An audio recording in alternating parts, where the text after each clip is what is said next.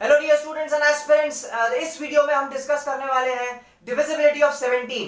इसके previous videos में हमने 7, 11, 13 की डिविजिबिलिटी टेस्ट की है और अब हम डिस्कस करेंगे divisibility of 17 on the same lines जिस तरीके से हमने 7 और 13 की डिविजिबिलिटी टेस्ट को डिराइव किया था।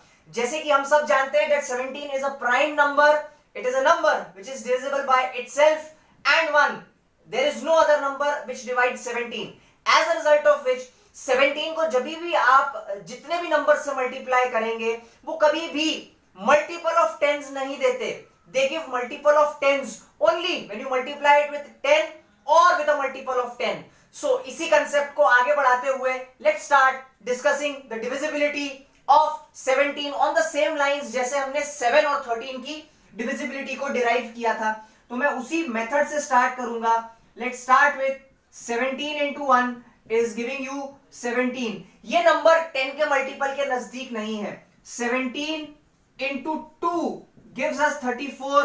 अगेन 34 की भी अगर आप बात करेंगे तो ये नंबर 10 के मल्टीपल के नजदीक नहीं आता।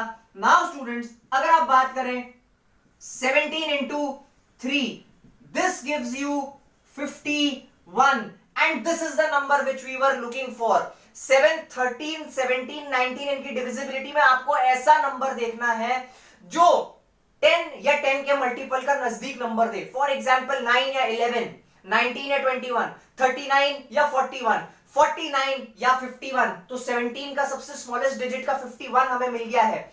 अब स्टूडेंट्स, हमको इसको बनाना है सबसे नियरेस्ट मल्टीपल ऑफ 10। तो सबसे नियरेस्ट मल्टीपल ऑफ 10 बनाने के लिए हम इसमें से सब्ट्रैक्ट करेंगे। We will subtract 1। तो ये सबसे पहला स्टेप इस इंपॉर्टेंट प्रोसीजर का हमें मिल गया है। हमें माइनस करना है 1 टू मेक 50 आउट ऑफ 51। अब स्टूडेंट्स, इस 51 में से 1 माइनस करके हमने इसे बना लिया 50 और इसको अगर आप ब्रेक करते हैं 10 के मल्टीपल्स में, so we get 5 into 10 wherein ये जो 5 देख रहे हैं this is the multiplying factor। ये मल्टीप्लाइंग फैक्टर है। स्टूडेंट्स, प्रीवियस वीडियोस में जाइए और ध्यान से देखिए 7, 13 में भी हमने सेम प्रोसीजर फॉलो किया था। तो 17 की डिविजिबिलिटी को टेस्ट करने के लिए हमको दोनों इंपॉर्टेंट स्टेप्स मिल गए हैं और हम इससे कंक्लूड कर सकते हैं कि 17 की डिविजिबिलिटी अगर टेस्ट करनी है किसी भी नंबर के लिए तो उस नंबर के आखिरी डिजिट को आप मल्टीप्लाई कीजिए 5 से और उस नंबर को सब्ट्रैक्ट कर दीजिए रिमेनिंग डिजिट से। एग्जांपल के तौर पे let's quickly start discussing questions based on divisibility of 17। हम सब जानते हैं दैट 289 इज स्क्वायर ऑफ 17।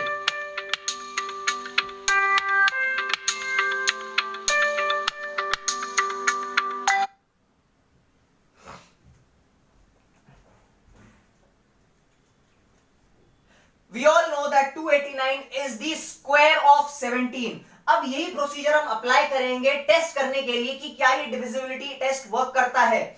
सो 289 का जो लास्ट डिजिट है स्टूडेंट्स दैट इज 9। इस 9 को मैं मल्टीप्लाई करता हूं 5 से क्योंकि ये 5 मल्टीप्लाइंग फैक्टर के तौर पे हमें मिला और ये माइनस साइन यहां पर यूज करते हुए जो रिमेनिंग डिजिट्स हैं दैट इज 28, इसमें से मैं सब्ट्रैक्ट करूंगा। आई विल गेट 28 माइनस 45 और अब जब आप 28 माइनस 45 करते हैं you get the answer minus 17। Now since minus 17 is divisible by 17, this number 289 is divisible by 17। Example के तौर पे let's take another example of a number 2091। We have to test whether this number is divisible by 17 or not और इसी procedure को हम यहां पर भी अप्लाई करेंगे। सो आप देख सकते हैं इस 4 डिजिट के नंबर में this is the last digit and these are the remaining digits of the number.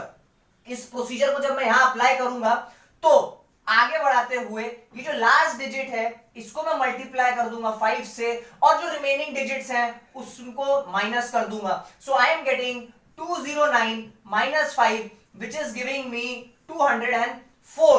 अगर 204 की डिविजिबिलिटी भी नहीं आपको गेस कर पा रहे हैं कि ये 17 की डिविजिबिलिटी है या नहीं, अगेन 204 पे आप सेम प्रोसीजर अप्लाई कीजिए 204 का जो आखिरी डिजिट है that is 4 and the remaining digits are 20.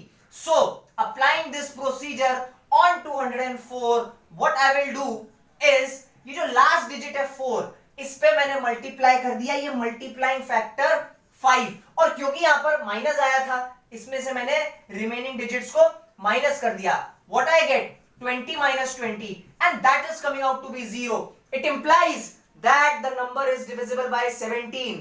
आपको इस प्रोसीजर को अप्लाई करने के बाद you should get 0 or a number which is divisible by 17. अगर आपको 0 या एक ऐसा नंबर मिल रहा है जो 17 से डिवाइड होता है, it implies that this number is divisible by 17.